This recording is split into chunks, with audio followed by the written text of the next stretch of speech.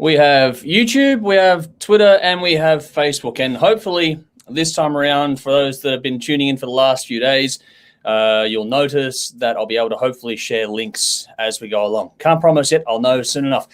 But anyway, hello. Welcome to another episode of The Hard Rock Show. I'm Andrew. I'm Dave. And we're here tonight to talk about some more awesome music. We're going to discuss the latest releases from Myles Kennedy, who should need no introduction. We're also going to talk about the latest from Acolyte and Eat the Damn Orange, both Melbourne bands. Eat the Damn Orange is probably a bit of nepotism on our part, but sue us. Brendan and Tim have that album out this week, so we figured, bugger it, we're going to have a chat about it ourselves. We've always done it, and we'll always aim to be as impartial as possible, but we'll see how we go with this. Well, here's a good test. If I try this, I'm really keen to get into testing if this comment stuff works. So I'm just trying to do this. So Nudes. Oh, it's doing something. Oh, yep, it's come up. So Nudes just jumped in and say, hey, guys, a regular of ours. Hey, good to see you. And it looks like I was actually able to comment in response as well. So, okay, we might be on to something finally. Had some to and fro with the IT side of things, but looks like it might be working with – it's always a simple little fix that you don't think is the one, but in this case it seems to be working so far so good. But anyway, got a bit to get through tonight as always. We'll have a hot topic in a second, but before we do all the usual stuff, how you going, Dave? Yeah, I'm good. Busy month being May. Got both my kids' birthdays and my anniversary, which was on Saturday. Yep. So we had a good night Saturday night.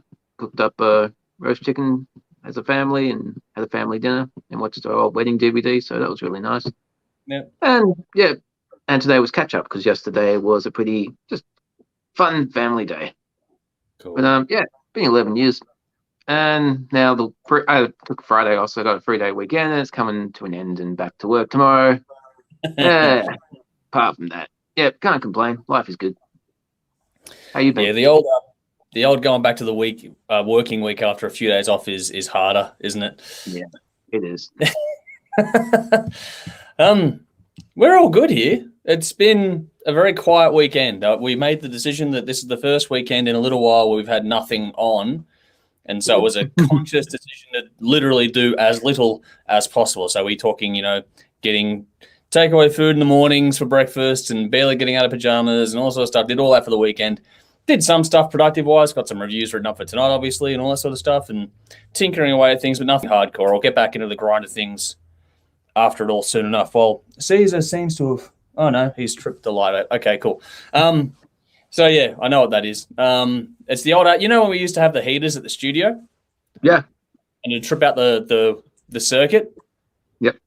Yeah, that's happened in here now. So I finally, for the first time in a very long time, managed to do that in this room here because the circuit for the heater and my light just in front of my desk here went off, but I don't think it looks too bad, so I won't bother getting up to fix it. Yeah. No, everything's all good. It's been a quieter weekend. We'll see how the reviews and that go in a second. Dean's jumped in to say hi. Another regular of ours. Thank you for joining us again. Hey lads, hope you're both well. Both had a great weekend. Looking forward to the Myles Kennedy review. Been a massive fan since Alderbridge started. He's a workhorse. I don't know how he manages 3 separate projects. One of the best in the business. Yes, he is indeed. And Michael Gow, another one. Awesome. Thank you for joining us tonight. Hey guys, looking forward to the reviews tonight. Awesome. We're looking forward to doing those very, very soon as well. But we will have Tim joining us later on because we're going to do a bit of a tag team effort tonight. Dave's going to do the first couple of reviews. So Dave will do Eat the Damn Orange and Acolyte. Tim will jump in to do the Myles Kennedy review in a little bit. And before we do all that stuff, make sure you check it out. Check out the description of this episode, whether you're watching live now or later on or listening via Spotify or whatever else. Check the links out because you can follow us across all of our different social media platforms. Check out our Patreon page, or if you want to help us out just once off, then we have a PayPal link in there as well. Any of that sort of stuff always helps us to get more done. But also check out our wonderful sponsors in Squidding, Screen Printing, Alt Cult, and Rockstar Finance. A big thank you to them. As always, their details, just like ours, are in the description of this. And generally hit that follow button, like, subscribe, all the usual shit. And if you're tuning in tonight or whenever, please help us out as we go through. Any thoughts you have, make sure you jump in the comments. Let us know your thoughts, feelings, and whatever else you got in your mind. But also, if you're seeing this and you feel inclined, give it a share. Help us get the word around that we're doing these things quite often now. That'd be awesome if you'd be so kind.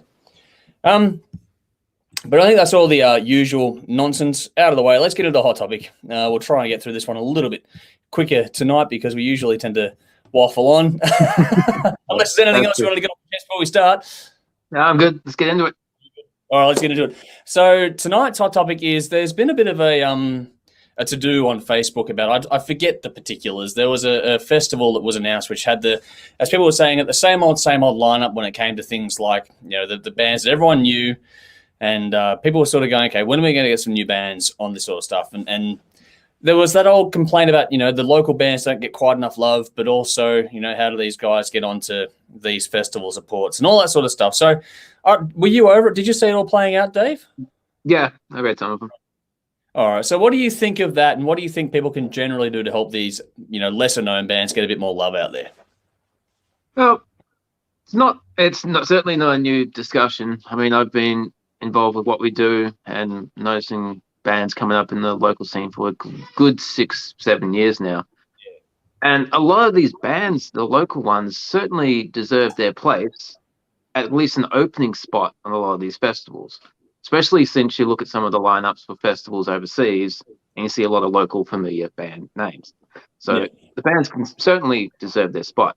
For whatever reason, promoters of these local festivals that have been happening for years just tend to recycle the same lineup over and over, which makes no sense because 10, 15 years, these bands are going to be all gone. So who's going to take their place? Because the people that go to a lot of these festivals don't really pay much attention to the local scene. So unless we're introducing new bands coming up, it's just the promoters' festivals are just going to fizzle out. So it would make perfect sense to bring in some fresh blood to work it up. Year after year, they get further up. I don't see why they're not doing it. It makes zero sense to me. You would want to make your business a viable one for the future. Yep. So I don't get the why they rely. I mean, nothing wrong with all these classic rock bands from Australia. They're all fantastic. But you have to inject some fresh blood to keep it fresh, to keep going into the future. Yeah. Personally, I think it's just because people are so familiar and comfortable with what's familiar, which, you got to start pushing against that. Yeah. I think that also a younger audience, your habits are pretty much set in what you like in music by the time you reach your late teens. Yeah. So you got your peer pressure, you got what you see in the media, and unless you know what you're looking for, you're not going to do a search online for it. So Spotify and every other avenue is great, but you've already got your predetermined ideas of what you want to listen to. Yeah. What would be cool is if we did a lot more underage gigs or all age gigs, because I've taken my kids a few years ago to see Queen Forever. They love it. They loved it. It was fantastic, and they weren't the youngest ones there. You had lots of people doing the same thing, which is fantastic. And I know Sisters Doll do a lot of all age gigs, and they're building up the Doll army with all ages of fans. So personally, I think it would be cool if we did a lot more all age gigs. Because if you think back to all the classic rock bands, you've heard all the stories. They play pubs every night. They did TV appearances. You're not going to get TV appearances these days. That's not going to happen. They also play school lunches. They play in high schools. So kids will be hearing this music. They grow up loving it, and by the time they're old enough to go to shows, that's what they know. Yeah. But you don't get that from the media. You don't get it from radio. No. School probably aren't going to do that type of entertainment. Occasionally, maybe, but yeah. So unless we have gigs that our generation can take our kids to see, you can start developing a scene that way. And in that respect, some of the older promoters might be a bit more inclined to add newer bands to their known festivals, which might work. Just an idea. Yeah. What do you think about it? No, I like that idea. I reckon that's a good one, actually. Cool. I think it's a bit of a tricky one because you want these festivals to go around, which means you need them to make money. And from a promoter's point of view, when you've got overheads and guarantees to pay and all that sort of stuff, it does become a bit of a very fine line to walk about what risk you're willing to take versus how much money you need to make and how much you want to make as profit to make it viable. It's pointless doing a massive festival if you're going to get by the skin of your teeth and not have much to show, because a lot of work goes into these things. Yeah. So I understand where the promoters are coming from, how they're not, especially at the moment with, COVID, post-COVID, what do you want to put it as, especially right now, people are going to be pretty reluctant to take a gamble on things. I think how we get around this, we need to make sure that the bands we want to see on these bills have a big enough profile that it makes it hard for the promoters to ignore them. And that means having some sort of capacity for these bands to bring people through the door. That ties in exactly with what you were saying. Get more underage gigs or all age gigs going on so that we can get kids involved in the scene versus right now you have to wait till you're 18. Like you were saying, when everyone's so spoiled for choice now, you know exactly what you're going to like or not like by the time you hit that, time of your development where you're able to go out and go to gigs and do that sort of stuff. I think when I was thinking about this one, the idea I had was to what'd be awesome is every time you go to for example, the Screaming Jets are good at it. They get a band on the support and they get up and go, okay, how good were when they play with Massive? How good were Massive tonight? Rah, rah, rah. But I want to see that happen on social, not just on the stage. So if you get the bands that everyone knows to help talk up the bands underneath a bit, actually work as a community, that'd be cool. Imagine, the Screaming Jets or the Tea Party or whoever you want to think of, Metallica, talking up local bands, up-and-coming bands from their scene via their social media, saying, hey, come and check out this band here. There are some that do a pretty good job of that, but I'd like to see a lot more of that happening too. And for those that don't like, or the ones that jump on social media and go, how come we're getting the same old all the time? It's power in numbers. What we have now that we didn't have before, you got to think that the old way is just not going to work anymore. So forget radio, forget television, all those things, just forget it. I saw Chris Murray put in a good point there saying, it's a lot easier to get to 10,000 followers if you get 1,000 people to tell 10 of their friends as opposed to you trying to grow to 10,000 on your own. And what I think is, that's very, very true and very, very important. I think what we have now is social media. I don't think we're all using it correctly. I think we need to be sharing the love a bit more. Everyone likes to promote their own stuff, which is all perfectly fine. But even on just individual persons' social media pages, if we all shared a bit more music, one, it'd break up the timeline from all the negativity we see at the moment. But two, it'd be a lot. Yeah, even if you get a couple of people, if you got 200 friends and you get 5 people to check out some new music and they like it, and they do the same thing, that word of mouth, the old bootleg mentality, but used online to do it. I think if we start here at our own personal page level and then we get the bigger bands to do the same thing, hopefully, and promoters and all the other stuff, just start to share and be a part of a community as opposed to trying to take what they can for themselves, because it is a competitive industry, and I understand that.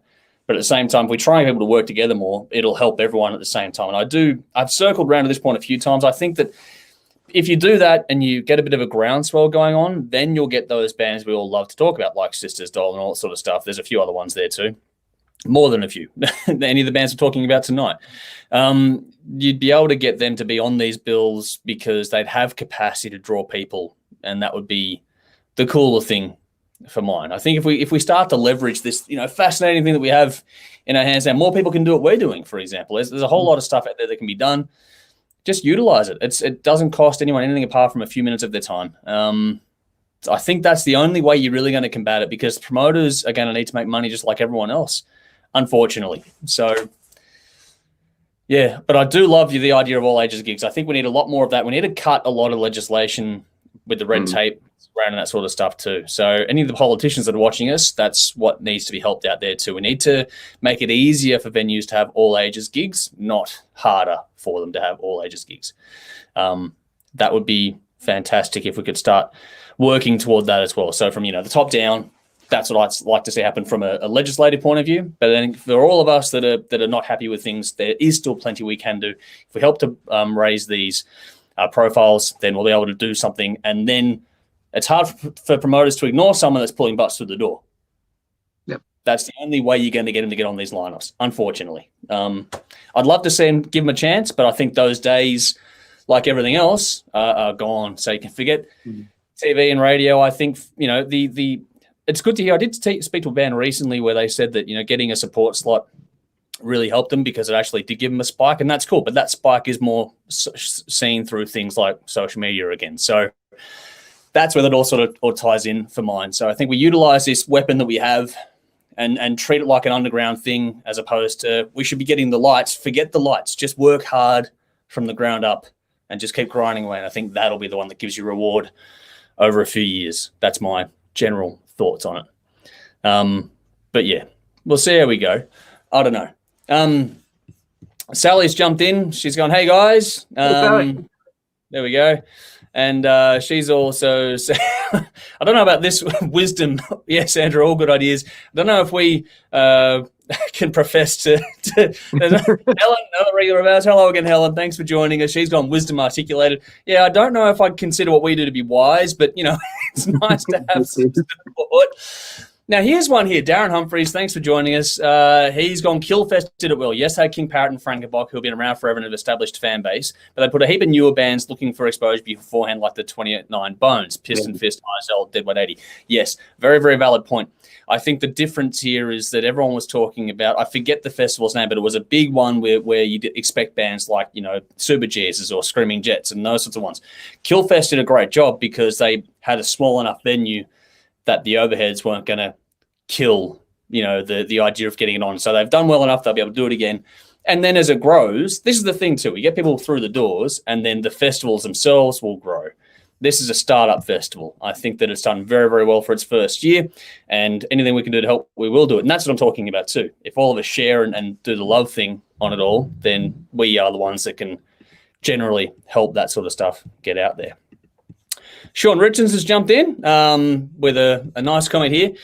He's a regular commentator of ours on Facebook, so thank you for jumping in. I think it's the first time, or he doesn't comment very often on these streams, but thanks for jumping in. He's gone, the problem nowadays with underage gigs, the licensed venues hate it because they have to get special permits and have to hide any alcohol or can't have alcohol on display. The best thing in the past was Blue Light Disco, which supported bands. I've been trying for years to get an event for new unsigned bands and solo artists, but the issue of costs putting on the events, plus organizations like Freezer should be organizing more events for the upcoming and unsigned bands. This all ties in what I said before about the legislative issues with cutting the red tape and making it harder. I think that if the federal government basically saying fuck the arts, and we know that for a while now, but the state government here in Victoria at least are doing a better job. I think we can lobby the state government to help cut that sort of stuff out of the way, get that crap out of it too, I think. But here's a good one here. This would be a bit easier. Danny Skinner, thank you for jumping in on Facebook tonight. She's on schools need to have bands visit and perform again. My high school did it years ago. Yeah. Local bands inspiring young musicians and music enthusiasts. I would love to see that. I think that's a great idea. That would be cool. Yeah. And it doesn't have to be, we're not talking, it could be anything and everything. But if you could even make it, because all the kids are online anyway, get them to organize a poll and just see which bands they want to have come out, and then make it, if you could minimize costs in this in a few different ways, just have the bands put on the schools utilize the halls. This is what happened in the 70s and that. Get the halls to be used. You've got a PA in there. It's not going to be the world's best thing, but that worked so well for the more metalcore scene for a long time too. They used to play to the shittiest, your scout halls and that sort of stuff. They'd rent those, put on a gig and go nuts. And I think this is the same mentality we have here. I think that would eliminate a lot of the alcohol side of things too. Convincing parents to let rock bands play might be a bit of a thing, but if you make it so that it's all genres, it doesn't have to be rock, but open it up, have some fun with it. Schools should be a place where things are experimented with anyway, and you learn about different stuff. I would like to see that. That's a cool idea there. So there we go. If you have any more ideas and all that sort of stuff, make sure you jump in and give us your thoughts. We're always happy to see them here, and it's good to get some people jumping in and commenting on this one. So, yeah, I don't know. Do you have anything more you wanted to add to that? Yeah, just thinking back to the gig when I took my kids to see the Queen Forever. It was at the Frank Sinatra Centre, and there was alcohol there. But you're in the theatre when you're seeing the band, but you're out in the lobby when you're drinking. So that's probably part of the liquor licensing for that. Yeah. But then it would depend on the venue. If you got a lobby where people can have a drink and then go into a different room and see the band, there's plenty of venues where that could happen. Yeah. Oh, you think about the Bendigo Hotel, for example. You could have the alcohol in the front bar area and have dry in the band room area. As an example, I don't know. Like, I don't want to tell them what to do. That's all harder, but I think that'd be cool. There'd be ways to do it. I think that's a good idea too. And I think that you're getting halls and that involved, like this, the different venues where you can do that. But also, I don't think it's that hard to make it easier from a like. I'm not talking about it's hard for the venues. I know, I understand their pain. I think it's more of a legislative issue, because what you can do is that if you can take your kids to have a pub meal and you can drink with your kids in the pub while having a Palmer, yeah.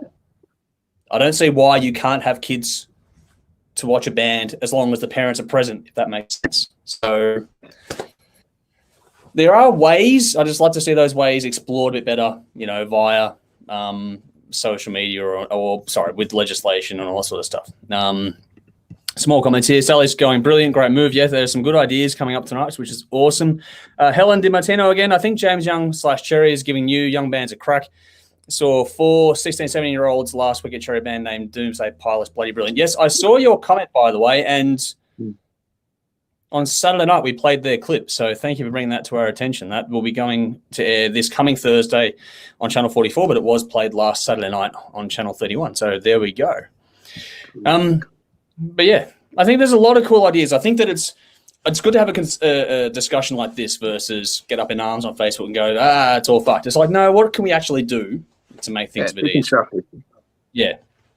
It's easy to get angry, harder to be constructive. I think the more we do this sort of stuff, the better off we all are. But like I said, we can all do starting today. We can all just share great music. So like Helen did with us, sharing Doomsday Pilots, I went and looked it up and put it into the TV show. So you never know what will happen if people start sharing the things around. So that's what I think is a good starting point. We good? Yep, we're good. All right, cool. So now the real test is going to kick in, because I'm going to copy a link. Here we go. Oh, hello. Hang on. Before I do, Nick's jumped in. Matinee shows on weekends for the main nighttime gig. Massive queue outside Croxton yesterday, 1 p.m. for a daytime gig. Yes, matinee shows, I think, on weekends are a winner. Especially for those who want to take the kids along. I think that's a great move. More of that would be great as well. Oh, hello. String Theory Studio. We all know who that is. Good evening. Hope you're all well. One of the members of Divine Ascension right there. So thanks for jumping in on YouTube with us there. All right. So in the comments, I don't know if it'll come through on Twitter, but it will come through on hopefully Facebook and YouTube. I'm going to try this again. Let's see if this works for the first time in a few sessions. It's coming through. There we go. So in the comments, and if you can't see it in the comments, check out the description for this one if you're watching later on or you're not seeing it come through. Check out the link there. It is Eat the Damn Orange with their clip for Queen of Jack. We're going to go and review their album in just a second. Before we do, Helen's jumped in to say she'll bake some sausage rolls. Awesome. Get that. Actually, treat it like a community football club kind of thing, and you might get some cool things happening. That sort of stuff would be awesome.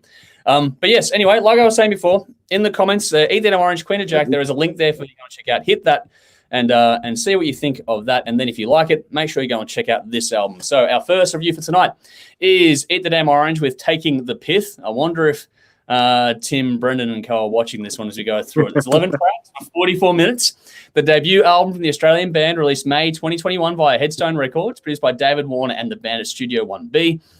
This one comes after a run of singles including Blue Balls and Glory Hole Nightmare. This has been in the works for quite a while, and it's not often that we get to do one of our own here at the show, but this does come from Brendan and Tim, so we'll do our best to be as unbiased as possible, but you know what? Fuck it, no promises. We're here to have some fun. So, Dave, how'd you go with this? Yeah, don't let the T-shirt fool you. Get the bin, this is fucking terrible. Here we go. Just to freak people out. Nah, I'm joking. Fuck. You can't listen to this album and not smile. Yeah. Brendan certainly has a way with words. We know that from his reviews and reading his lyrics. He can certainly write some funny songs and clever songs, actually. Comes very close at times to crossing that line into being crass, but then he handles it really well enough for it to be clever. It's got a very good sense of humor. And it's nice it is a very fine line to be able to do it clever and to just like roll your eyes and just like you're pushing it. But no, he does it great. It's nice that this band can also tackle the heavy issues in today's society, like gluten-free children. It asks us the questions that nobody wants to ask, and they do it well. There's a really cool guitar hook on that one too. I got to credit Brendan for his guitar playing. It can certainly hold a solid rhythm. And can't remember the other guy in the band, but he's got some damn good solos in there as well. Yeah. Yep. Yeah. Screaming Into the Void is very cool too. Great commentary on the social media age. And I love that comment about the fucking cat. That was awesome. Yes, that is a great line, isn't it? Yeah, like, oh, fuck, where'd that come from? Yeah, but It jumps out. It's good. It really does. It'd be fun to hear that live, and like the whole audience just wait for it, and the whole audience just does it. Even if you take away the song topics about balls and vomiting and all that type of stuff, the music is great. It's very diverse. There are changing moods and styles, and you can have a heavily distorted chugging riff like on Glory Hole Nightmare. Excellent song title, by the way. And then you have the mellow acoustic track following up, Hook. Great flow to the album as well. Fantastic use of gang vocals at the start of Month Bolt. That's a very, very good storytelling with that one too. I can almost see the events unfolding. Oh, I'm going to dig out the footage of that one day. You're going to have to, because I know. This band has made Nicky famous, and rightfully so. I can remember back at the Cranbourne studio when we reviewed their EP, and Brendan was in the audience. And I think we all upped our scores because we were afraid he was going to throw a bottle at us or something. But that EP was pretty cool. It's a different lineup these days, and I think it's all changed for the better. Songwriting performances, they've all improved. They certainly found their niche with the songwriting. And you can take all the humor away, and this is just a really solid, tight band with good performances. They've got their album launch next weekend, so if you can get on down, go and see them, because they are good live, well worth your time. Fun music, fun times. Good length for the album, great track flow. The production's fantastic. Fun listen from start to finish. Get on it and get juicy. I guess 8 out of 10. And like standouts, Gluten-Free Children, Glory Hole Nightmare, Hook, Moments in the Sun, Month Bolt, Don't Want to Touch Your Microphone, and Blue Balls.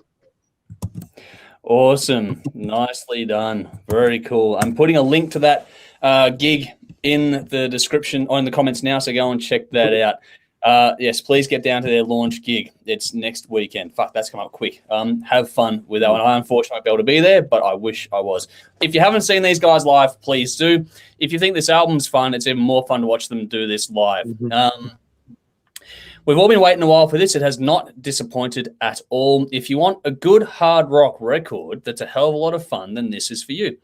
You've spoken about the lyrics a fair bit, but underneath all that is undeniably good songwriting. And that, to me, really cool part. There's hooks, there's riffs, there's all that stuff. It's riff driven, it's punchy. The kick does come from lyrics and storytelling, but like you were saying, the line is there. What makes this different to things like Steel Panther, and that, for example, where it's blatant satire, is that this one has that element of truth to it, and the narrative way it's been written is intelligent. That you get to have your humor, the fun comes across, all those things. There's a bit of bite to it. But it also is done in such a way that it's always going to be interesting to sing along to. There's hooks in the lyrics as well as the melodies and that sort of stuff. So it's not just doing it for the sake of it. It's all very well crafted, and that is actually really hard to do for the style they've gone for, and they fucking nailed it. So well done to all involved. I think the sound of this, the production, is just a little bit rough around the edges. It's intentional, and it works well for these guys. You don't want this one to be too polished up, but there's enough there, though. Like, there are little things in this, some little effects. There's piano touches. There's a bit more in this which shows some impressive attention to detail and shows you that those little burrs that are left behind have been done on purpose, and it serves the album really, really well. Like things like on the backing vocals you mentioned before, but as a general rule across this whole album, the backing vocals have a fair bit of polish on, which contrasts nicely with Tash and how she just burns out of the speakers like no one else. Like, she is fantastic as a vocalist. On this, she smokes it, but live, just as good. It's interesting to have the female vocal on subject matter like this, but it's fucking hilarious, and I loved it. What was cool though is how they're not ramming the joke down your throat, but it's also, like I was saying before about good songwriting, it's also good album craft, because the gear changes are fantastic on this. They've got the two softer tracks like in the first third and then the second last track, so they're really well spaced out. It's been really well thought out. The attention to detail in that regard has made this thing really fly by as a listen. And you do get the occasional sort of real or more serious moments here, just here and there to break it up a bit too. But also musically, it's all hard rock, but you've got some really smoky stuff that, is Bond era AC/DC kind of stuff. And you've got some punk energy in this as well. It goes a fair bit. And then you've got a couple of acoustic ballads on this too. So it has a lot to go through, which is really engaging as a listen. I liked the little moment they put in at the end of microphone, like don't want to touch your microphone, where it sounds like they're listening to a mix back kind of thing. It's a really funny little EQ moment for the nerds like me that it's really cool. Little moments where the bass and the drums jump out too. It's not all riffs and that. It's all, everyone gets their little time to have some room to shine on this, so to speak. Long story short, if you like fucking just good rock music, that's a lot of fun. This is one you got to check out. Even if I didn't know the band, it's well worth listening to. This is so well done. It's really clever. I really did enjoy how well this, like, if you know anything about this sort of style of music, it'd be so easy to make this too hard at the jokes kind of thing, but they haven't. It's so impeccably well done. They deserve a lot of credit for this. So, you know what? People might think that I'm a bit biased, but I don't care. Check out the album for yourself and then let me know if you think I'm biased, because this is fucking fantastic.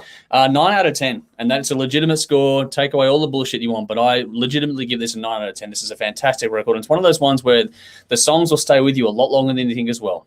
So Mudbolt, I have to put that in as a standout track, because being there for the inspiration or the beginning of that song was fantastic. Like I said, I will dig out the footage of that one day, much to Nikki's disgrace. But I also loved Screaming Into the Void, and Blue Balls has been a favorite of mine for quite some time. But there's heaps of good songs in this. Like Keep Up With Me is another fantastic one as well. There are no dud tracks. It's fantastic. There's something for everyone on here, so please do go and check this one out. This is a hell of a lot of fun. Quickly jump back to the comments. Here we go. Saying thumbs up, freshly squeezed, really cool album. Okay, cool. I'm glad that Nudes enjoyed it. Back onto the hot topic for a second. Danny's jumped back in to say Noble Park used to have a place called The Venue. Once a month, bands or solo artists aged 12 to 21 will get up and perform. These venues need to happen again. Small entry fee for everyone. These were great nights in my early teens. Bring them back, local councils. Yes, that's another fantastic idea, tying into what we were talking about before. Adam's jumped in to say, hey guys, happy Sunday. I believe that it was last time around you were saying you're always running late, so it's good to see you here a bit earlier with us this time around. And Michael's jumped back in saying, I'll be at the gig, looking forward to it. Awesome. Well done. Sally, yep, strong hooks, wake up within your head. Yes, she did. Yeah. Awesome.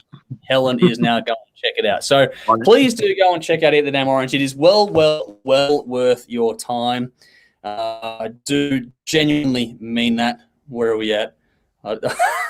Tim is sending Darby Allen images through to our chat. So, because I've got to jump in there and let him know we're about to start the Acolyte review. So just give me there we go. Sorry, we were doing things on the fly because we have to rotate people in and out tonight. So Tim wanted a heads up and we're about to start the next one. But yes, please do go and check out Eat the Damn Orange, the debut album, Taking the Pith. It is fantastic, and I will heartily endorse it non-stop for a while to come. Moving on, though, we do have to get to another band.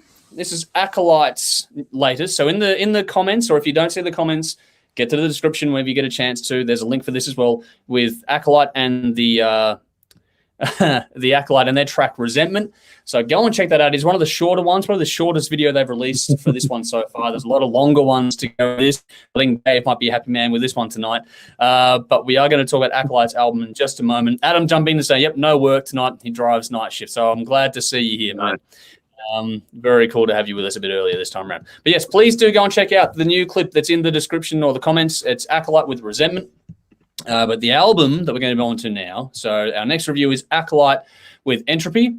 It's 9 tracks for 57 minutes. The second studio album the Australian band released May 2021 via Wild Things and Blood Blast. Produced by Prasheen Naran and Forrester Savell at Sing Sing Studios in Melbourne. 3 singles have so far been released, including the title track and Clarity. The latter features guest vocals from Ben Rector of Circles as well. The band have taken a long road to get to this one because I think you and I in particular loved the debut album Shades of Black in 2016. You did that one as well, didn't you? Yeah. So we've been waiting patiently and been very keen to get onto this one for a while now. So, Dave, how'd you go? Yeah, I've been a big fan of this band for a long time. I remember I saw them at Rock the Bay at the ESPY.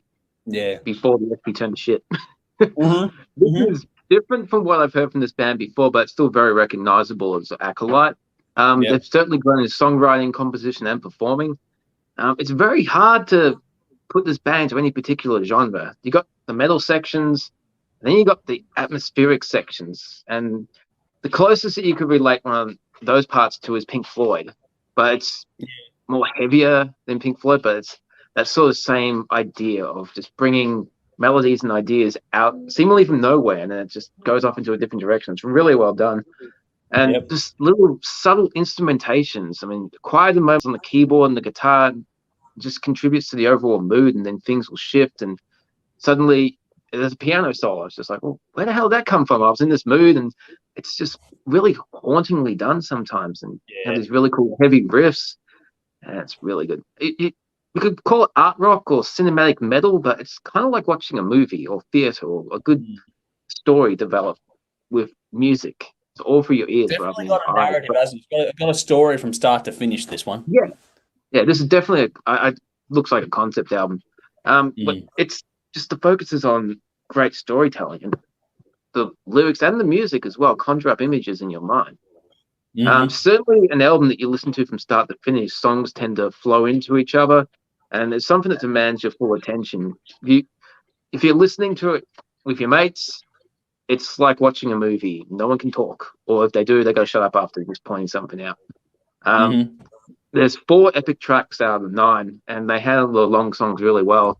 And they're certainly not long for the sake of just being long. It's in order to tell the story and the feel of the music unveiling as it needs to. It's quite hypnotic. Idiosyncrasy, that is a fantastic piece of work. It's epic in length, grand in achievement, and the quieter moments in the middle have this Middle Eastern flavor to them. I thought that was really cool. And as I was saying, conjures up images with the music, and the added sound effect of the wind was a really nice touch to bring that extra layer to it. Great use of the keyboards on this song and throughout the album just really fills out the sound. And then, as I said, piano solos are very cool. I think I noticed the piano solos more than the guitar solos on this. It's actually it's a big focus in how they put this one together, I think. And I think that's one of the things that actually sets it apart.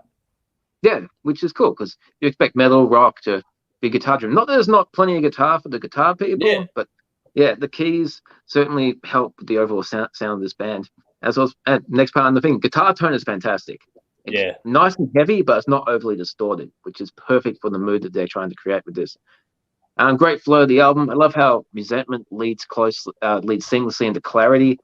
Clarity being another grand epic track. Love how the song develops over its 10 minutes, and each part just seamlessly flows to the next.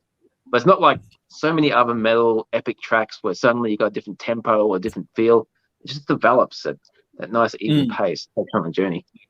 Some really heavy themes explored in the lyrics, and I love how each song title is named after a very strong human emotion. Just reading the song titles itself can give you an idea of the progress that this album's going to take you on.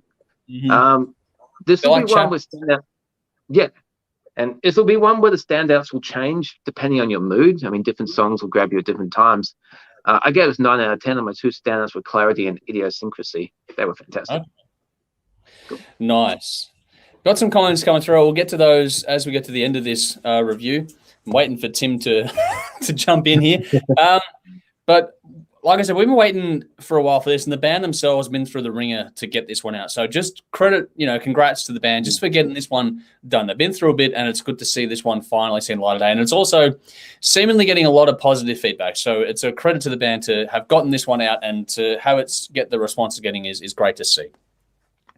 I went back to the previous album, listening to this one. So I went back and listened to it after listening to this one a couple of times, went back to the first one, just to see the differences between the 2 records. And this is, I love the debut album, but this one is really mature. It's stepped up in so many ways, from sound and production to writing and performances, all of it. It's a big step up from what they managed to do with the debut, which was a good debut. It's incredibly well balanced, this thing. There's great depth and space, plenty of punch on it too. This might be a little bit bottom heavy at times, but it doesn't bother me at all. And I think it actually suits what they're going for here, because a lot of this sort of stuff on the more progressive side, not that this is overly progressive, but the stuff that is in that area tends to be a bit more top heavy or a bit more brittle, and the tones really cut through the top end. But the way they've given this some really bottom end warmth allows more to come through on vocals really nicely. And because she's so powerful, they can mix her back a bit, and she still will cut through with this really haunting sort of atmosphere, which is fantastic to take in. I liked the way that this is an album, like you were saying before, about how it's not something you talk your way through. This is not an album that you will sit there and give. Tim's watching live. He's just let us know. Okay, awesome. But for me, the cool thing about this was, like you were saying, that it's a narrative. The whole thing flows from one thing to the next. You don't want to interrupt it, or it's not an album that you'd sit there and pick certain standout songs for. This is one that deserves to be taken in with, you know, your full attention given to it, and you take this in as a complete listen. It's really this is a true vinyl kind of a record in that regard. It's one of those ones where you really should listen to this one in its entirety, because that way you get the full emotive impact of what's going on. There's a lot of that in this album. What you were talking about before, the synth work on this now gets to take the lead. It put me in mind a bit of Wish You Were Here, the album from Pink Floyd, which has, you know, Sharp, Crazy Diamond and that sort of stuff on it. But you've also got some other stuff in here, like what you were talking about. There's this Middle Eastern desert vibe in certain tracks as well. I think that what they've done with that in terms of the production, which is glorious. I love the production on it. But you've got these little bits of ear candy in there too. So along with that deep listen, which keeps you engaged and focused on what's happening with the story of the album, you've got these little bits and pieces in there for people like me that are going to say, oh, hang on, that was really cool. And it's little subtle things like the wind that you were talking about before and that sort of stuff. There's some really nice touches put into this to really give it the atmosphere and to help build the drama of the listening to it. I think the guitar tone is both the wall and the subtle melody in this. You know, that plays well against the synth lead work on this. But it also applies to the bass and the drums. They get to take their lead on things as well. And they are, it's all busy, but it's all flowing and really nicely done together. Like a lot of progressive stuff is really out there and jumps around. This is a softer version of that kind of stuff. It doesn't jump around that much, but they move through the motions of the songs. It's much more, in a lot of respects, sort of more classically oriented than modern progressive, if that makes sense to anyone out there. I don't know what you think of that, but yeah, for me, that's what I took out of it. It was much more of a flow and a build to these pieces of music, especially with the longer ones. They really did up and down, you know, peak and flow really nicely to it all too. I've got to give a huge nod to the lyrics on this. The song titles alone kind of give you an idea of where the story is going on this, but there's a pretty, you know, heavy subject matter being covered in these songs. And the way it flows from chapter to chapter, which is the songs, is really well done. And fuck, I like how you got like this really punchy moment at the end of Resentment, which then sort of goes into clarity. But yeah, that all ties together so well, and the lyrics are important to that. They're probably critical to it being as good as it is at the moment. They've really done that incredibly well with this one. If you like it deep, dark, and powerful, this is one you've got to check out. I think that, yeah, fuck, this is fantastic. About the only knock I can put on this is that there's a back-to-back instrumental moment with Solitude and Recovery. They serve the album really, really well, so I'm not going to really complain about them. I think they're really good. They serve a purpose, but I do find it interesting to have two instrumentals back-to-back toward the back end of the album. But that said, they set up the closing track, Acceptance, really, really nicely. They really give you that palate cleanse, so I get why they did it. It's an interesting one, though. It doesn't happen very often. Maybe that's just why it was sort of sticking out, because you don't get that very often, but it does serve the album well. So it's not really a critique. It's just an interesting observation. This will appeal to those that like this sort of genre of music more than the average person. But at the same time, if you're not convinced by this review or the feedback you're hearing about this album, this is one of those ones where you should check it out for yourselves to make up your own mind, because this could actually end up being a gateway record for a lot of people into more progressive stuff than this. I think this is a good gateway record. But I think just the execution overall, how well done this is well worth checking out on that value alone. So check it out, please do. I think it's well worth your time. I gave it a 9.5 out of 10. I fucking loved it. Acceptance, Idiosyncrasy, and Resentment were my definitive standouts on this one. So we've got some cool comments coming through. Where are we at with this? So cool comments. So yeah, Michael Gow, I have seen the interviews going on. He believes that Morgan mentioned in an interview the album is a concept album. It does all flow together like that. Haven't spoken to Morgan in detail about this, but hopefully she's watching this and enjoying the review. She wanted each song to follow into each other, and that is exactly what happens on this one too. That is definitely what happens with this listen.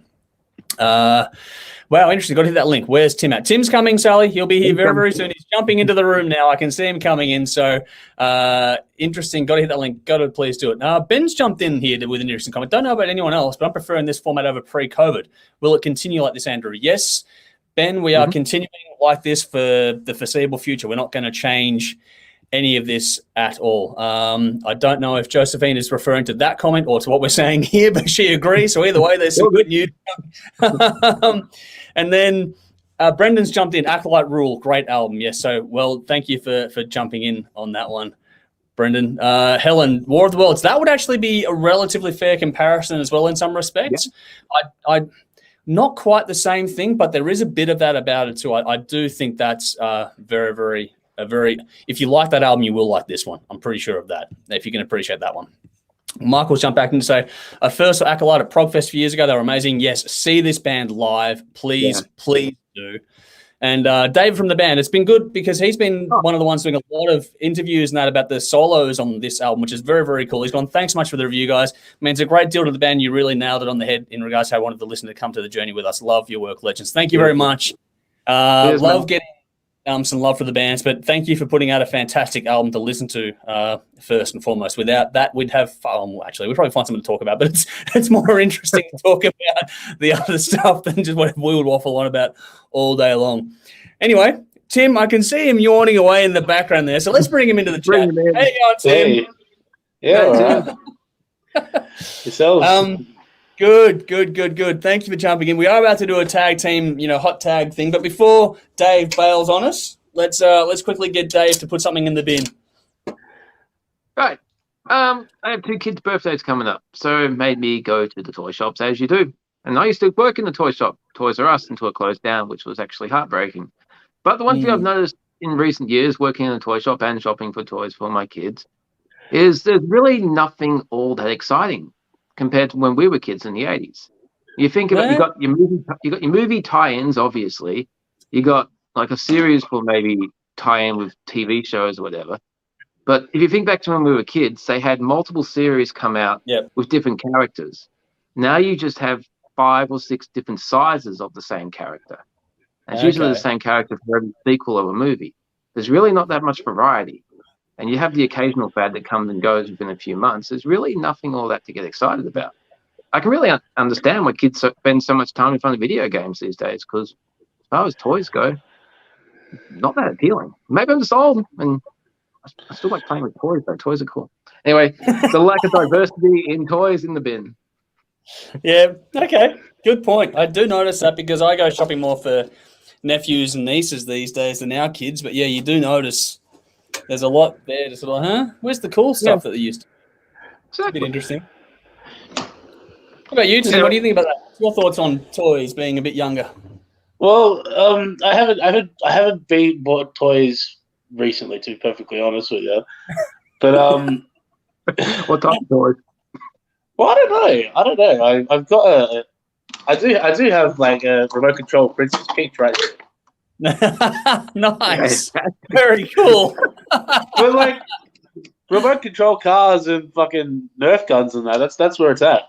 Yeah, that's true. There's lots of that. But that's I think like so long as they still exist, you're fine. Yeah, shit's changed. I bought my nephew a drone for his last birthday, which is fucking out. Oh wow. Yeah. That makes the remote control car look much less cool. It does. It does. The reaction when they got it was fucking through. They're like, whoa, this is cool. It's like, okay. I'm the cool uncle now. So there we go. Helen's jumped in with another comment saying, go for the slingshot. Well, that could be interesting. Old school. I want to bring the pop ball back. The pop ball was fantastic. Oh, mate, I'm sure that these days the kids will jump on YouTube and learn how to make that shit themselves now. Oh, yeah. Pop ball? No, they'll go for the spud gun, mate. That's what the hell will become. Cap guns, they don't exist anymore, do they? No, they don't. Here we go. Sprint Theory Studio has jumped in to say the Street Sharks and Biker Mice from Mars toys will never be topped. Bring them back. Yeah, they were cool cartoons as well, to be honest. So, Thundercats was other good ones too. There was heaps there. The old Voltron toys, man. I fucking love those. They were cool. Yeah. Until the Power Rangers stole the idea. Yeah. That's to be fair. Yeah, that's what it's all about. But before we get completely sidetracked, I think we'll move on. But this is where we say thanks to Dave for jumping in and doing this one. So he's going to go and have an early night tonight, and Tim's going to stick with us to do one final review. But So thanks for tuning in, and thanks for joining us, Dave. We'll see you guys. very soon, sure. See you next time. Cool. Cheers, Later, mate. Oh, here we go. Another cool old one. Adam goes, Space Ghost is coming in there. He's jumped in with that one. And David Fowler's jumped in. Funko Pop's the only good toys to buy and they appreciate and value. Hey, there we go. There's some love there. Stuff here. The pop vinyl stuff. I know my sister's got a huge Funko Pops collection. Okay.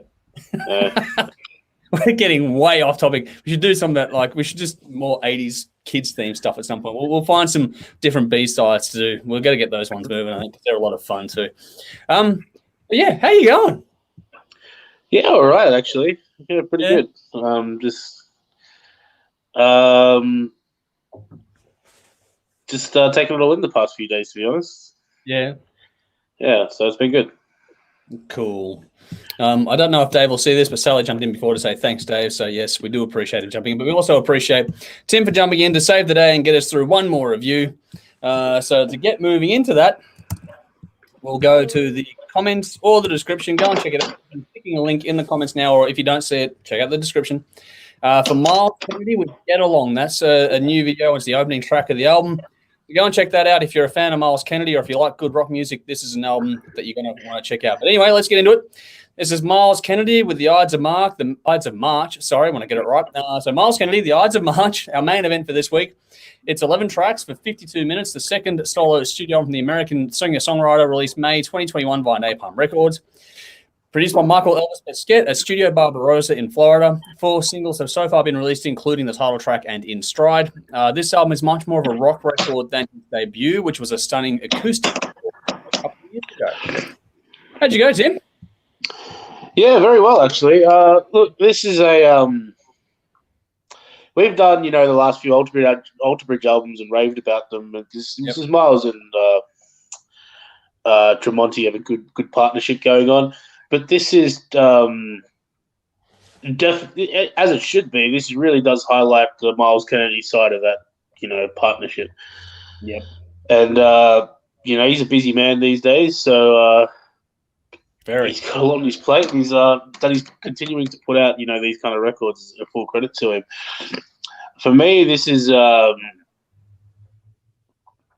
much more in the if you're an Alter Bridge fan, this one is much more in the classic rock territory. For mine, very much more less riff based and more chord progressions and storytelling and things like that, which you would probably expect from a singer. Yeah. Something for him to highlight, his lyrics and his voice, and obviously he's got such a phenomenal voice as well. Yeah, and such a unique voice, which is perfect for the studio because you can do so much things with it. We're all like, especially if you've heard him live, it's really starting to hear like what a dry Myles Kennedy sounds like compared to an album. It's really fantastic to see, and he nails everything on here. This is, I listened to this twice, and I mean the first time I listened to it, I put it on just as background music and. Before you knew it was done. Yeah, flew by and went back and listened to it again properly. And the reason it flew by is because everything is, right where it should be. It's a really well constructed rock and roll album, and full credit to him. Everything is spick and span. And for a guy like Myles, that shouldn't be surprising. He's an old pro these days, and he knows what he's doing, and it's very hard to fault. So yes, 9 out of 10. I actually thought this was very, very good. Oh. Again, if you like that sort of classic rock, almost I don't want to say folk rock, but there is a touch of folky elements in there, in the sense that very, very lyric driven. And things like that. But if you're into that kind of stuff, you're going to really enjoy this album. I Get Along and Wanderlust Begins were my 2 highlights. Ooh. And 9 out of 10. Awesome. There are some comments. We'll go to those very, very soon. But like, this is not an acoustic album, but what's cool about it is that he's taken some of the the things he did do, like I thought the acoustic album was fantastic. Year of the Tiger was a ripper. If you haven't heard that, go and check it out. But if what he's taken from that album into this one is the songwriting approach in a lot of respects. He's just heavied it up. The storytelling is just as important as it ever was. The melodies are critical. The hooks are fantastic. The thing that you see on this one that you don't see with him working in Alter Bridge or with Slash is, one, his lead guitar chops are pretty fucking good, which is a bit underappreciated, I think. But also, you get to see him do stuff that he wouldn't necessarily be able to, or wouldn't fit if he was doing the Slash stuff or the Alter Bridge stuff. He gets to play in a different space, and he does it really well. Like, he plays in a bit of a lower vocal tone on this one, which is really nice to hear. And they've EQ'd it a bit to sort of emphasize that too. So he's down a touch. So if in the past you've been a bit put off because he's a very high-pitched vocalist, this is not that. It's still there, don't get me wrong, but it's just the way it sounds is a bit softer overall, and I think it worked really, really well in this to make it more of a, like you were saying, the classic rock thing. It's a bit warmer. Yeah, exactly. Which makes this incredibly easy to take in. This is super easy to listen to. It's very much a hard rock record. It's got heaps of melody. Myles soars on this. Vocally is fantastic. Everything he does as a vocalist, be it live or in the studio, is fucking phenomenal. I think he's one of the better ones going around today by a bit of a stretch these days. And I think what you find too is that he's such a good lyricist. His storytelling is second to none. You found that on the previous one. This one's no different. It's so good. If you're going to pick his projects that he's most known for, it's probably closer to the Slash stuff than it is to the Alter Bridge stuff, but at the same time, it's neither of those things. This is the Myles show. That said, everyone around him plays their parts really nicely on this. No one's left behind on this, but no one's also buried either. Everyone gets to do their thing, but it all serves the songs, serves the album, which flows beautifully. This switches between the upbeat stuff to your somber, slower moments really smoothly. There's a bit of Southern and blues elements in this as well, which is where that sort of focused up. There's some campfire-esque kind of moments. We can imagine Myles singing around with a bunch of friends, just, someone tapping away on something, him just with an acoustic guitar and singing away, and it'd be a great fucking experience just to do that because it'd be riveting to watch. I love the mix on this. I think it was really, really vibrant, crystal clear. That warmth you mentioned there is really well done on this. This could have been really easy to go sort of the top end focus, but they didn't do that on this. Like I said, the EQ is a bit different here. And this is just a really good album to check out. Even if you've heard before what Myles has done and you're not a huge fan, this is one to go and check out because this might make you appreciate him a little bit differently. But I also liked how they put sparkle on the acoustic tracks, like Moonshot and Wanderlust Begins. On those tracks in particular, the mix is just stunningly, beautifully done. That's where that sort of folk appeal kind of kicked in for me, was when the acoustic guitar was starting to get layered in or became a focal point. That was really, really cool on this one. There's also little things on this like banjo, mandolin, lap steel guitar, all that sort of stuff. It's all done here and there to add some color and some more vibrancy to what's going on. The textures in this are really...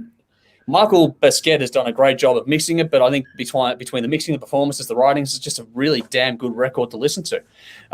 If you like rock at all, if you like it, especially with that singer-songwriter vibe, this is one for you, but don't think this has got no balls. This has plenty of that about it, more than enough to get you through. The only reason I didn't score this one higher is because I can't score it higher than Year of the Tiger because that's such a hard fucking bar to pass, but this is still a very fucking good record. 8.5 out of 10 from me. Wake Me When It's Over, Get Along, and Wanderlust Begins with my 3 standouts, but there's a lot of good tracks in this one. There are no duds, so make sure you go and check that out as well. Got some comments here. Cool. So Sally agrees. Year of the Tiger was folkish too. His melodies are perfection. And she was saying also it was very, very cool. She also says that Myles is the metal vocalist holy trinity. Dude is fantastic. He is one of the fucking most talented people out there, isn't he? Like, genuinely speaking. I think so anyway. Helen's in to say Kennedy is such a trained and consistent voice, which makes all the difference. Yes, it does. Absolutely. Going back a little bit, Sally asked before, does Tim have an opinion on the Acolyte release? Did you get a chance to hear it at all? Or I did hear it once. I think it's fucking awesome, and everyone should go listen to it. There we go. Short and to the point. Yeah. But that's like, good time. It's like it's a sort of like very, very atmospheric kind of stuff, and if you're into that kind of stuff, but anyone who's this, but if you're into anything from Wadruna to fucking Mayhem, you could listen to Acolyte. Mm-hmm. That's a good point, actually. Very good point. Like to Pink Floyd, it's very, very old school prog, and those guys are awesome, and much love to them. Beautiful. There we go. So hopefully that made Sally happy. You were watching live, so you would have seen hopefully the hot topic in that, but we also talked about the 80s as well. So Danny jumped in to say, my daughter came home from school with a toilet roll that had a balloon attached. Her school told the students they are marshmallow guns. Do you really think kids run out of marshmallows and be disappointed? Marshmallow guns. So there we go. It's one of those things that sounds really absurd, but I'm sure happens. It does. Yeah, but the kids, you can imagine the kids getting a chance to do that at school and fire marshmallows at each other. They'd have a fucking field day, mate. I actually reckon marshmallows would hurt more than you think. Yeah, but the thing is, right? Yeah, because they've got kind of that soft outer thing. I reckon it kind of has like a chop on your skin. But are they? I know I sounded ridiculous saying that, but if they're firing them wet, though, if they've soaked them in some milk or some coffee or hot chocolate before they fire them, there you go. That'll make a difference. Fish sauce. Yeah. Yeah, well, this could be some fun now. Just stick some red food dye and see how much fun you can have with that. Splat gun and all that sort of stuff going through it. So, yeah, we've had some fun with that one. We are getting toward the end of another episode, though. So thanks to Dave and to Tim for jumping in and allowing us to keep the workflow going this time around. What are you doing, dog? Caesar's just here trying to get my attention, which is why if the desk is moving, that the computer's on, that's why it's happening. He's been a bit antsy tonight. But yeah, I think that's about it. We've got nothing really more to go through tonight, have we, Tim? We've got the bin coming up in a second. I think so. Yeah. So I'll get to the official stuff. So make sure you follow us. Our details are in the description of this, whether you're watching live now or later on or listening on audio, whatever you want to do. Please follow us on any particular social media platform of choice. All the details are there. Check out our Patreon page if you'd be so kind. And also we have a PayPal link there too, just in case you want to help us out a little bit. It'd be greatly appreciated. And also a big thank you once again, as always, to our fantastic sponsors in Squidding, Screen Printing, Acolyte, and Rockstar Finance. Their details, just like ours, are in the description of this. So please find them, give them a follow, show them some love as well. We do love their support here. I'm going to stick a couple more links into the comments while I go to the next piece. So there's a couple of links going in. So I've got two playlists that I want everyone to check out if you're following. That is the THRS current listing and the THRS special episode listing. They're playlists that we have, which is what we're listening to as we go through things. I might actually split that because it looks like a bit of funny on YouTube. So I'm going to do that again just quickly. Sorry for the spammage. Forgive me. Yeah. So that was the first one. There was the current listing. The next one is the special episode. So if you want to know what we're listening to, what's coming up, these are the playlists to follow on Spotify. Because our next special episode coming up at the end of this month is to do with grunge. There's a few albums in there that I'm sure people will love. And our next stream will be on Tuesday night, which is where Nikki and myself will be interviewing Shotgun Mistress. That's going to be a whole lot of fun. So tune in for that. And we've got a Deep Cuts episode coming up where we'll be talking about from where's that playlist? There we go. Advent Camaria. So Camaria on Thursday, which is another Australian band out of Sydney. Charlie Benanti, we're going to talk about that one as well, which is a new one there. And also Sunbomb, the supergroup from Tracy Guns and Michael Sweet. That's what's coming up on Thursday night for those that are going to be tuning in then. Real good band, Shotgun Mistress. They are great, aren't they? They do some fantastic stuff. So looking forward to having a chat with them at last and seeing what they've got in the works as well. There's a lot to talk about. They've got a lot of singles out and some cool videos there to go with it. So tune in on Tuesday night for that one. That's our next one. We'll also do another stream next Sunday, but we'll wait and see what the releases are going to be for this week before we lock down what that's all going to be about. But now it's time for our fun part of the week. Michael Gow's jumped in again, so he's saying Shotgun Mistress are fantastic. They have a lot of love. They're doing really good things. I'm definitely looking forward to that chat on Tuesday night. So spread the word. Make sure you let everyone know to tune in on Tuesday night, same platforms, same time. Jump in that Tuesday night, 7:30 p.m. for that chat. But now it's time for our fun part of the week. Get to vent a little bit. So, Tim, what have you got for the bin now that Dave had his fun before?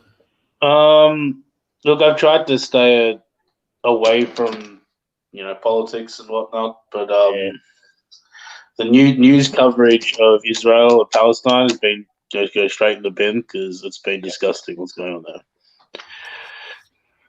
Yeah, we've all made a conscious effort to try and make the bin a bit lighter this year. Some weeks that's pretty hard to do. So yeah, I'm with you that one is agreed. That one's egregious and could not be left alone. Yep, I agree. What's happening is disgusting, and it should be reported as such. But hey, got nothing to add on that one. Except to say that I agree with you. It's pretty fucking deplorable. When it's bad enough that media commentators are getting people in the media industry to sign basically a statement on what we want to see out of journalism on this stuff, it's getting some pretty deep stuff going on there. So please just do it. Right. We've all seen how bad the media can perform on things like during COVID. So just fucking pull your finger out and do your job right. Like you, I'm going to be a little bit downer on the bin this week, but it's nothing to do with politics and all that sort of stuff, so just bear with me for a second. For those who know me well and for those who may not, we work with rescue dogs. You're the same, Tim. You've got a rescue dog yourself, and the time it takes to rehabilitate these dogs and do all the right things with them is an effort and a labour of love, but the rewards are there if you've got it. We live very close to a dog that has some issues. It's not one of our dogs. It's nothing to do with us, but he has some issues. He needs some socializing, all sort of stuff. So there's some work to do with this particular dog I'm talking about, who lives not far from us at all. But he just keeps getting constantly abandoned for a week or more, kind of thing, just in his backyard on his own with a big fucking tub of water, and they leave a bucket of food out, which he fucking knocks over on the first day, and then the food gets wet and left behind. And all he does is bark and carry on and whine because he's got no one there to socialize with or play with. And I just want to put shit dog ownership in the bin. Just fucking seriously. We have worked with the consequences of it, and bringing him back is hard. And I can't do anything because if I report this dog as being left alone, it'll get picked up by the council and it'll be destroyed because it has issues. And that's what I don't want to happen. There's no winning out of this outcome. I just fucking wish people would pull their finger out and do the right thing. If you can't look after it, that's okay. Just give it to someone who can. There are plenty of rescue organizations around now. Do the right thing by the dog. It's not about you. They're a living creature as well. It's fucking, give them a little bit of respect. So dog. Yeah. They whether you like it or not, they're part of your family. And you got to treat them as such. Mm-hmm. Adam's jumped in to say, get a fish. Yeah, if you're going to go away for weeks at a time, fish can usually handle it. So, or at least you can get someone to come along and feed them every few days or a week, once a week kind of thing. They'll survive. They don't need fish don't need a social life. Exactly. Dogs do. Whereas dogs do need a social life. Mm. Brendan's gone, Jesus, getting depressing in here. Yes, we had all the fun earlier on. Helen's gone, that's gut-wrenching. Yes, it is. It's hard to listen to the poor dog, and like I said, it's a pretty fucked up situation. I can't take him on because we've got Caesar, and I don't need another dog that's got issues. Nala and Caesar are enough. We've done great work with them. They're balanced, but I don't want to do anything to upset them now they've come so far, which is the problem we've got. Sally's gone, I got a rescue chihuahua. Yes, in the fucking bin. Animal neglect fuckwits. Completely agree. So we're getting some feedback on that one. But to brighten it up things, here you go, Brendan. This is going to make it a little less depressing. When I was talking before about, tuning in at the same platforms, Helen jumped in, I'll make sure I'm wearing them. So you do that, Helen. All right, we'll do a lighter one. Okay, you got a lighter one? All right. We'll do a lighter one. All right, YouTube can get in the bin. YouTube. Okay, here we go. We're on YouTube right now. YouTube can get in the bin. First of all, the double ads could fuck off. Yes, definitely. Secondly, if you think I have a better chance of becoming the Prime Minister of Burkina Faso than I do of signing up for YouTube Ultimate. Right? Yep. It's not gonna happen, YouTube. Like it's the app equivalent of Fetch. Stop trying to make YouTube Ultimate happen. It's not going to happen. Yep. Agree. That's a silly one. Okay, for Brendan's gone, preach, Timmy. So there we go. You're getting some love from Brendan on that one. On the lighter notes, I'm going to put one in there as well then. The AFL and watching on Fox Footy of all things, yes, I know. Don't shoot me yet. I know the devil. But when they have issues with their fucking, the clock, they have, when you're watching a game and it normally counts down, right? But then when things fuck up, it starts to count up instead in reverse. It's like, fix your fucking shit. Watching the games is weird when you're halfway through the third quarter. Just do one or the other. Yeah, you think you're halfway through the third quarter, but you see you got 6 minutes. Okay, you got 6 minutes to go. Fuck, that quarter went quick. No, it started to count up. Fuck off. Just do it right. Count it down. We all like that. Do it that way. That would be nice. Just do one or the other because they count up at the ground. Yeah, exactly. Fucking stupid. What? It's pointless because you just open the app if you want to count down anyway. So whatever. It's kind of dumb. Just count down. It's not that hard for me. Yeah. There's a lighter one for you, Brendan. Fuck. Okay. Less depressing now. AFL can get in the bin and YouTube. There we go. Two things we're fans of can fuck off. That'll do.